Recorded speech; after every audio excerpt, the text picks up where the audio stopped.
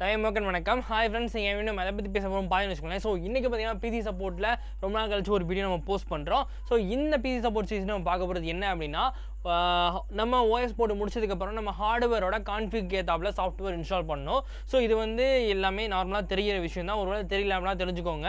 So ஒரு ஹார்ட்வேருக்கு ஏத்தாப்புல ஒரு சாஃப்ட்வேர் நம்ம இன்டெகிரேட் பண்ணி யூஸ் பண்ணால் தான் நம்மளோட டே பை டே யூசேஜ் வந்து நல்லா இருக்கும். ஸோ அதுக்கான சாஃப்ட்வேர்ஸ்லாம் எப்படி கண்டுபிடிக்கிறது, முக்கியமாக கிராஃபிக் டிரைவர்லாம் எப்படி கண்டுபிடிக்கிறது அப்படின்றத பற்றி இன்றைக்கி வீடியோ பார்க்க போகிறோம். ஸோ வாங்க வீடியோக்குள்ளே போயிடலாம். வீடியோக்குள்ளே போயிட்டு இதை பற்றி டீட்டெயிலாக பேசலாம். வாங்க வீடியோக்குள்ளே போகலாம்.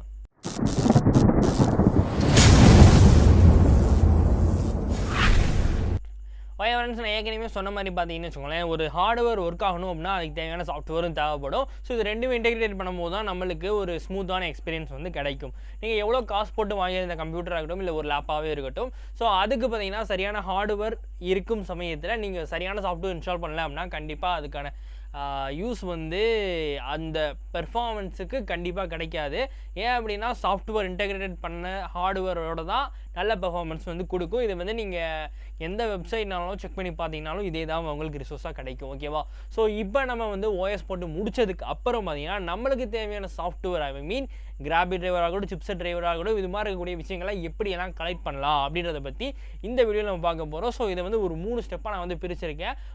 மொதல் ஸ்டெப் வந்து நம்ம டேரெக்டாக நம்ம லேப்டாப்போட மாடலை யூஸ் பண்ணி அவங்க அஃபிஷியல் வெப்சைட்டில் போய் டவுன்லோட் பண்ணுறது ஒன் டைப். அனதர் ஒன் வந்து கிராஃபிக் டிரைவர் வந்து நம்ம அஃபிஷியலான ஒவ்வொரு தனித்தனியான, அதாவது நம்ம தனித்தனியாக கான்ஃபிக் கண்டுபிடிச்சி தனித்தனியான டிரைவர்ஸ் தான் இன்ஸ்டால் பண்ணுறது. அதாவது அஃபிஷியலான அந்த டிரைவரோடைய, அதாவது இப்போ ஒரு nvidia இருக்குன்னா nvidiaவோட அஃபிஷியல் டிரைவரில் போய் நம்ம டவுன்லோட் பண்ணி இன்ஸ்டால் பண்ணுறது. ஸோ அது ஒரு மெத்தட். இன்னொன்று மூணாவது டிரைவர் பேக் மூலமாக யூஸ் பண்ணுறது, டிரைவர் பேக்கேஜஸ் மூலமாக நம்மளுக்கு தேவையான டிரைவர்ஸை இன்ஸ்டால் பண்ணுறது. ஸோ இது 3 டைப்பாக நான் பிரிச்சிருக்கேன். இந்த 3மே நீங்கள் செக் பண்ணி பார்க்கலாம். நம்ம டீட்டெயிலாக பேசுவோம். ஓகே கைஸ், ஸோ ஃபஸ்ட் எடுத்த உடனே நம்ம முக்கியமான விஷயம் என்ன அப்படின்னா நம்ம லேப்டாப்போட first step.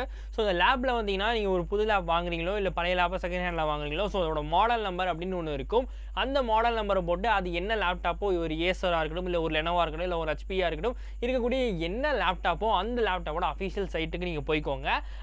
Maximum official sides பார்த்தீங்கன்னா lenovo.co அந்த மாதிரி ஏதாவது போட்டால் டேரெக்டாக வந்துடும். மேக்ஸிமம் அஃபிஷியல் சைட்ஸ் வந்து மாறுறதுக்கு வாய்ப்புகள் கிடையாது. ஸோ அந்த இதில் போயிட்டு உங்கள் மாடல் நம்பர், அதாவது உங்கள் லேப்டாப்போட மாடல் நம்பர் என்ன அப்படின்றத ஐடென்டிஃபை பண்ணி அதை நீங்கள் டேரெக்டாக பேஸ்ட் பண்ணுறது மூலமாக பார்த்தீங்கன்னா உங்களுக்கு தேவையான டிரைவர்ஸ் வந்து கிடைக்கும். ஸோ அதுக்கு வந்து ஒரு சின்ன எக்ஸாம்பிள் மாதிரி நான் உங்களுக்கு காமிக்கிறேன். ஸோ இந்த மாதிரி நீங்கள் பண்ணும்போது உங்கள் லேப்டாப்புக்கு இருக்கக்கூடிய ஸ்டேபிளான வெர்ஷன்ஸ் ஆஃப் டிரைவர்ஸ் வந்து உங்களுக்கு அவைலபிளாக அவங்களே கொடுத்துருவாங்க. ஸோ அதை மட்டும் நீங்கள் யூஸ் பண்ணி, அதாவது அதை எல்லாத்தையும் டவுன்லோட் பண்ணிட்டு நீங்கள் இன்ஸ்டால் மட்டும் பண்ணால் போதும்.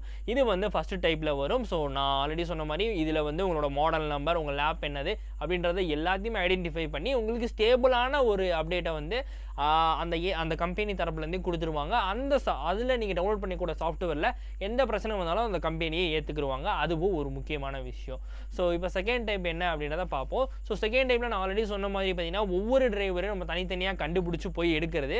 ஸோ இது வந்து கொஞ்சம் டிஃபிகல்ட்டான மெத்தட் தான். பட் கிராஃபிக் டிரைவருக்கோ இல்லை ஒய்ஃபை டிரைவருக்கோ இல்லை ஜிபியூ டிரைவருக்கோ சிபியூ டிரைவருக்கோ, ஸோ இந்த மாதிரி இருக்கக்கூடிய மெயின் சிப்புக்கு வந்து இது வந்து ஒரு நல்ல ஆப்ஷனல்னு சொல்லுவேன். ஏன் அப்படின்னா ஒவ்வொன்றுக்கும் தனித்தனியாக நம்ம ஸ்பெசிஃபை பண்ணும்போது மட்டும்தான் நம்மளால் நல்ல ஹார்ட்வேருக்கு ஒரு நல்ல சாஃப்ட்வேர் இன்டெகிரேட் பண்ண முடியும். எனக்கு புரிஞ்சிருக்கும் அப்படின்னு நினைக்கிறேன். ஸோ ஹார்ட்வேரோட சாஃப்ட்வேர் இன்டெகிரேட் பண்ணும்போது கிரேட்டராக இருக்கும். ஆனால் இதில் என்ன ஒரு பெரிய விஷயம் அப்படின்னா ஒவ்வொன்றுக்கும் என்னென்ன டிரைவர், அதாவது என்ன ஹார்ட்வேர் இருக்குது அப்படின்றத நீங்கள் தனித்தனியாக கண்டுபிடிக்கணும்.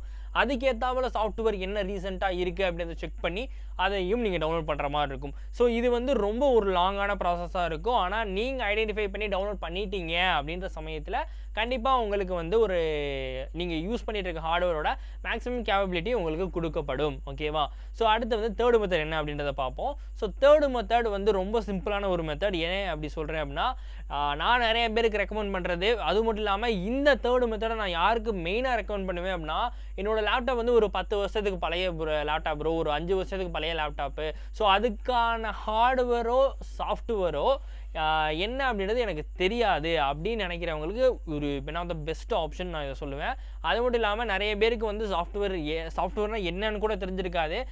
அந்த மாதிரிலாம் இருக்கிறவங்களுக்கு பார்த்தீங்கன்னா இது வந்து ஒரு வரப்பிரசாதம் மாதிரி. ஸோ இதுக்கு பார்த்தீங்கன்னா நீங்கள் டிரைவர் பேக் சொல்யூஷன் அப்படின்னு ஒரு இதை டவுன்லோட் பண்ணணும். ஸோ அதோட அஃபிஷியல் சைட்டோட லிங்க் பார்த்தீங்கன்னா டிஸ்கிரிப்ஷனில் கொடுக்குறேன். அதை வச்சு நீங்கள் டவுன்லோட் பண்ணிக்கோங்க. ஓகேவா? மேக்ஸிமம் இதுக்கு வந்து ஒரே ஒன்று தான். இதில் வந்து 2 விதமாக நீங்கள் டவுன்லோட் பண்ணிக்கலாம். ஒன்று ஆன்லைன் இன்ஸ்டாலர், இன்னொன்று ஆஃப்லைன் இன்ஸ்டாலர். ஆஃப்லைன் இன்ஸ்டாலர் பார்த்தீங்கன்னா 28லேருந்து 30 ஜிபிக்குள்ளே வந்துடும் உங்களுக்கு. ஒருவேளை நீங்கள் ஆன்லைன் இன்ஸ்டாலர்னால் உங்களுக்கு பிரச்சனையே கிடையாது. உங்கள் லேப்டாப்புக்கு என்ன கான்ஃபிக் இருக்கோ அதை பார்த்தீங்கன்னா நீங்கள் டேரெக்டாக ஆன்லைன் லைப்ரரி மூலமாக டேரெக்டாக டவுன்லோட் பண்ணி உங்களுக்கு தேவையான ஹார்ட்வேருக்கு ஏற்றாப்புல சாஃப்ட்வேர் இன்ஸ்டால் ஆகிடும். இது நான் முக்கியமாக ரெக்கமெண்ட் பண்ணுறது வந்து பழைய பிசிஸ்லாம் வச்சுருப்பீங்களா அவங்களுக்கு தான் நான் ரெக்கமெண்ட் பண்ணுவேன். ஏன்னா அவங்களுக்கு தான் வந்து சரியான சாஃப்ட்வேர் வந்து கிடைக்காது. அவங்க ஹார்ட்வேருக்கு ஏற்றாப்புல ஒரு கிராஃபிக் டிரைவரோ இல்லை ஒரு CPU டிரைவரோ கண்டிப்பாக கிடைக்காது. அது இல்லாமல் HD கிராஃபிக்ஸ் இந்த மாதிரி இருக்கக்கூடிய விஷயங்கள் கிடைக்காது. அவங்க பார்த்திங்கன்னா இதை ட்ரை பண்ணுறது மூலமாக அவங்களுக்கு பார்த்திங்கன்னா அவங்களுக்கு தேவையான சாஃப்ட்வேர் விஷயங்கள் கிடைக்கும். அதேமாதிரி ஒய்ஃபை சம்மந்தப்பட்ட விஷயங்களும் கிடைக்கும். ஓகேவா? ஸோ இப்போ இது 3ஐயும் நான் எக்ஸ்பிளைன் பண்ணிட்டேன். இது இல்லாமல் ஒரு போனஸான ஒரு விஷயமும் சொல்லிடுறேன். நீங்கள் ஒரு வேளை Windows 10 Windows 11 வச்சுருந்தீங்க அப்படின்னா உங்களுக்கு பார்த்தீங்கன்னா தனியாக டிரைவர் இன்ஸ்டால் பண்ணணும் அப்படின்னு எந்த அவசியமும் கிடையாது. அதாவது நார்மலாக நான் யூஸ் பண்ண போகிறேன் ப்ரோ, எனக்கு ஒன்றும் ஹை இன்டென்சிவான கேமிங்லாம் அந்த மாதிரிலாம் நான் எதுவும் பண்ண மாட்டேன் அப்படின்னு நினைக்கிறவங்களுக்கு பார்த்தீங்கன்னா உங்களுக்கு இந்த நான் மூணு சொன்னேன் பார்த்தீங்களா. ஸோ இது எதுவுமே உங்களுக்கு தேவை கிடையாது. பிகாஸ் ஏன்னா Windows 10 நீங்கள் இன்ஸ்டால் பண்ணும்போது அதோடய பார்த்தீங்கன்னா உங்களுக்கு தேவைப்படுற பேக்ரவுண்டில் இருக்கக்கூடிய டிரைவர்ஸ் எல்லாமே இன்ஸ்டால் ஆயிரும் ஆன்லைன் மூலமாக. நீங்கள் நெட் கனெக்ட் பண்ணியிருந்தீங்கன்னா அதிகமான டேட்டா சுரியறதுக்கு காரணமும் இதுதான். இதே மாதிரி தான் Windows 10 11 இந்த 2 யூசர்ஸ்க்கும் பார்த்தீங்கன்னா உங்களுக்கு அந்த அளவுக்கு தனியாக ஒவ்வொன்றும் தேடி போய் எடுக்கணும் அவசியமே கிடையாது. விண்டோஸே ஆட்டோமேட்டிக்காக உங்களுக்கு தேவையான டிரைவர்ஸ் வந்து கனெக்ட் பண்ணி அதை டவுன்லோட் பண்ணி உங்கள் இதில் இன்ஸ்டால் பண்ணிவிடு. ஓகேவா? ஸோ இதில் உங்களுக்கு ஏதாவது டவுட் இருந்துச்சு அப்படின்னா கண்டிப்பாக லீவ் பண்ணுங்கள். ஏன் அப்படின்னா நான் எல்லாத்தையும் ஒவ்வொன்றா சொல்லியிருக்கேன். ஸோ இதில் எந்த இடத்துல எது டவுட் வேணால் உங்களுக்கு வரலாம். அது இல்லாமல் உங்களுக்கு இதை விட்டு வேறு ஏதாவது டவுட்ஸ் இருந்தாலும் இல்லை கம்ப்யூட்டரை பற்றி வேறு ஏதாவது டவுட்ஸ் இருந்தாலும் நீங்கள் கமெண்ட் லீவ் பண்ணலாம்.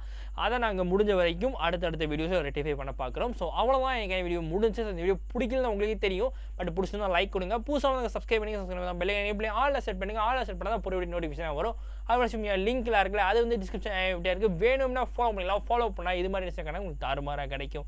அதான் ஸ்டேட் எஸ்டிகே அப்படின்னு சொல்லிட்டு இந்த வீடியோ நம்ம இதோடய முடிச்சுக்கலாம். ஸோ அவ்வளோதான் வீடியோ முடிச்சு ஷேர் பண்ணி தெரியும். Okay, bye.